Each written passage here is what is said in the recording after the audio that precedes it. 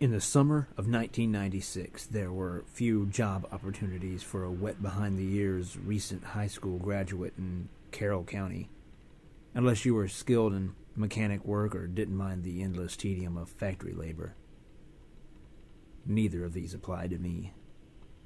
So, exactly 1 week after the commencement ceremonies were over and I had seen one of my best friends off to the Navy, I walked into the sweltering kitchen of the Hardee's in Huntington. That restaurant would, for the next 2.5 years, be my place of employment while I attended college. Most days there I toiled through the breakfast shift, easily the busiest time of day for that place. So, for the most part, my coworkers were older than me, and all of them were memorable.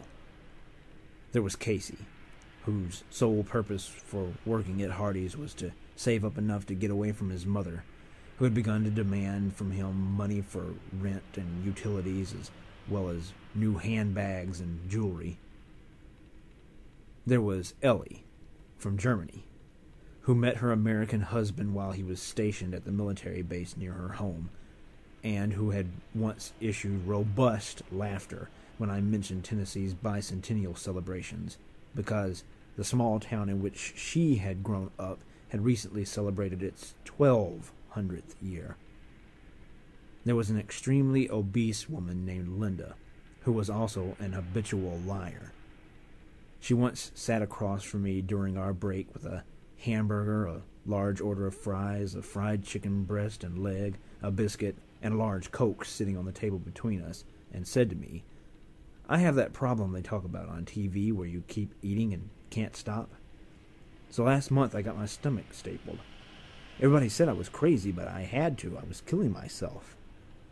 Now I can't eat near as much as I used to could. In fact, I can't eat much at all before I'm full."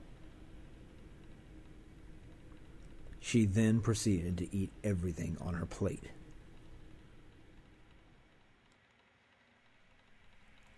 Then there was Margie. If Margie was 5 feet tall, I'd be surprised. I stood over a foot taller than her and often found myself inadvertently placing things out of her reach. She was, I imagine, in her late 50s, and her tiny, round body was covered with brown age spots. Her head was topped with a mop of curly, dark red hair kept fairly short.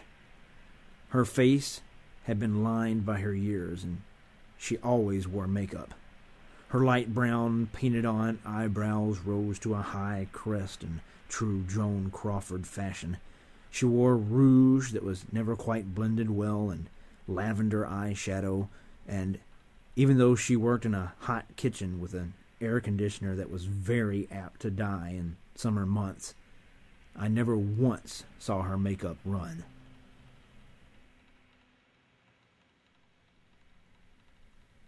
Margie was a demanding woman, and when she was around, I would find myself inexplicably doing everything in my power to make sure she got her way. One summer, when the air conditioner broke down again, Bruce, the store's former and not current repairman, drove 2 hours to come help us. He was working on the roof when Margie came to me and said, "The sharpening stone on this roast beef slicer is dull. Go up and see if Bruce has another one." I protested, certain that Bruce had better things to do, but eventually I found myself scaling the ladder to the roof. In mid-July.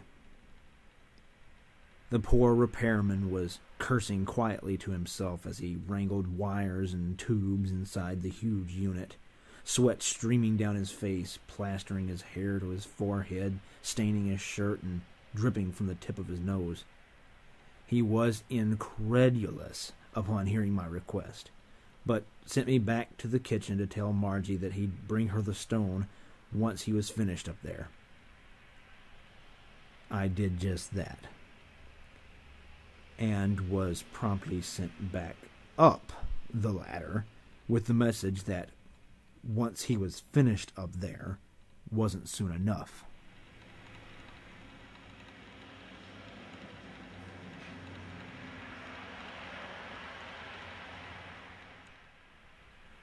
One day, she asked to speak to me and led me back to the stockroom, into a corner where we employees hung our coats and placed our personal items.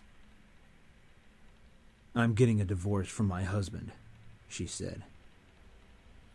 This was unexpected news. Only weeks before, Margie had told me about the wonderful time that she and her husband had had while traveling in their camper. She never let on that there were any problems.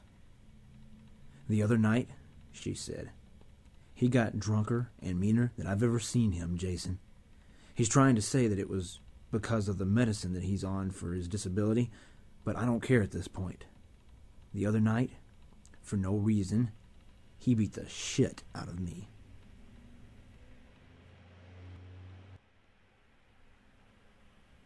Tilting her head back, she pointed to some light red marks on her throat where he had grabbed her. Then, rolling up her sleeve, she revealed a large bruise that had faded into a light green. She explained that it had been purple Saturday morning. Producing something from inside her purse, she said, "Can someone who's disabled do this?" Margie handed me 3 Polaroid photos. One was a close-up of her face, with no makeup. The marks on her neck much darker and much more defined. The second was a wider shot. Margie stood there in a silver nightgown, facing the photographer and holding out her arms. They were covered with dark purple and black splotches and long red scratches. In the third Polaroid, Margie stood in profile. She had pulled up the hem of her nightgown on one side, exposing her entire leg up to her waist. There, I saw the same bruises and abrasions from her ankle to her buttocks. I bowed down and embraced Margie tightly, not knowing what else to do or say. I decided to postpone, for the time being, what I had planned to tell her that day: that I had gotten a better job at Bethel College and would be leaving soon.